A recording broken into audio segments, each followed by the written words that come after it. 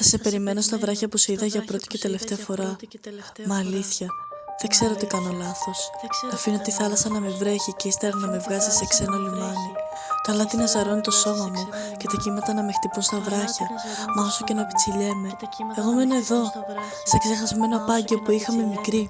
Περιμένοντας την ψυχή σου να οριμάσει και να μάθει να ακούει τη θάλασσα, τις φωνές των αδικημένων σιρηνών και όλων αυτών των βιασμένων νυμφών.